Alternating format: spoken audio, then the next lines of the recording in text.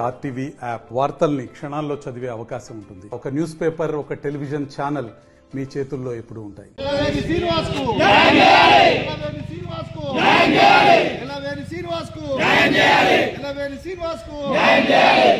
నిర్లక్ష్యం వహించిన సేఫ్టీ ఆఫీసర్లు, నిర్లక్ష్యం వహించిన అధికారులను, నిర్లక్ష్యం వహించిన అధికారులను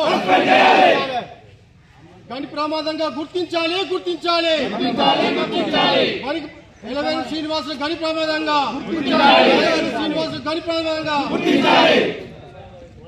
ఈరోజు శ్రీరాంపూర్ డివిజన్లోని ఐకే గనిలో ఒక యువ కార్మికుడు ఎలవేని శ్రీనివాస్ అనే జనరల్ మజదూర్ కార్మికుడు యథావిధిగా అండర్ గ్రౌండ్లో విధి నిర్వహణకు పోయి అక్కడ దురదృష్టవశాత్తు మరణించడం జరిగింది.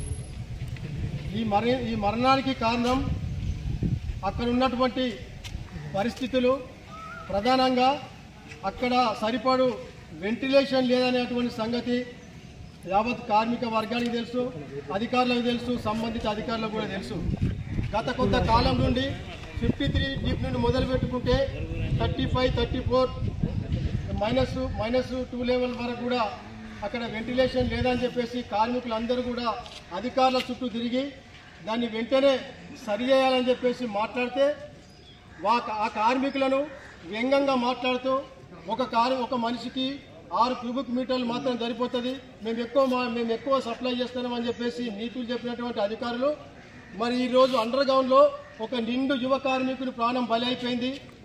దానికి మొదట ఫిట్ సర్జరీ అని చెప్పేసి యథావిధిగా పోలీసు వాళ్ళు అయితే ఎన్కౌంటర్లో చనిపోయినని చెప్పి ఎట్లా చెప్తారో అదే పాటను ఈరోజు సింగరేణి అధికారులు కూడా ఆయనకు ఫిట్స్ వచ్చినాయి, దాని మూలంగానే చనిపోయాడు లేదా హార్ట్ స్ట్రోక్ వచ్చింది.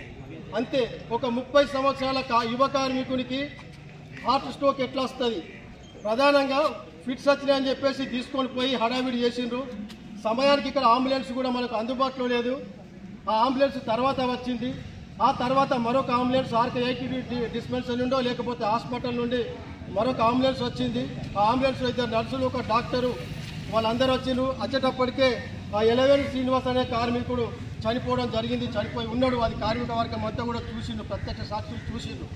కానీ దాన్ని మభ్యపెట్టి ఆ కార్మికుడు చనిపోలేదని చెప్పేసి మసిగుచ్చి మారేడికాయ చేసి ఆయనకు అట్టిగానే ఒక ఇంజక్షన్ ఇచ్చినట్టు నటించి గ్లూకోజ్ ఎక్కిద్దామన్నా, ఒక సెలైన్ పెడదామన్నా కానీ ఆయన పిడికిలి ఎంత గట్టిగా వీకినా కానీ ఆ పిడికిలి బిసుకపోయి ఉన్నది. అది చనిపోయిన వ్యక్తికి మాత్రమే అట్లా జరుగుతుంది. అట్లనే దవాఖానా తీసుకుపోయినారు. దవాఖానలో ఇప్పటికి కూడా ఆయనకు వైద్యం అందిస్తున్నట్టు నటిస్తూ ఉన్నారు. చనిపోయిన మనిషికి ఇప్పటికి కూడా మేము చికిత్స చేస్తున్నామని చెప్పేసి ఒక డ్రామా క్రియేట్ చేస్తారు. ఒక ఠాగూర్ సినిమాను మనకు చూపిస్తూ ఉన్నారు సింగరేణి అధికారులు, ఈ దవాఖానలో ఉన్నటువంటి డాక్టర్లు. ఇది చాలా దుర్మార్గమైనటువంటి చర్య. వెంటిలేషన్ లేదన్న సంగతి కార్మిక వర్గం చెప్పినప్పుడు కూడా నిర్లక్ష్యం చేస్తూ ఉంటారు.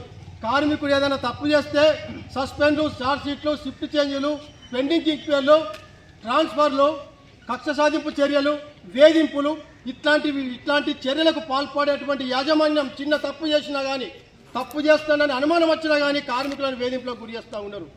మరి 30 సంవత్సరాల నిండు కార్మికుడు, యువ కార్మికుడు, ఆయన నిండు ప్రాణం బలైపోతే మరిన్ని వీడియోస్ కోసం ఛానల్ ని సబ్స్క్రైబ్ చేయండి. లేటెస్ట్ అప్డేట్స్ కోసం వాట్సాప్ ఛానల్ ని ఫాలో చేయండి.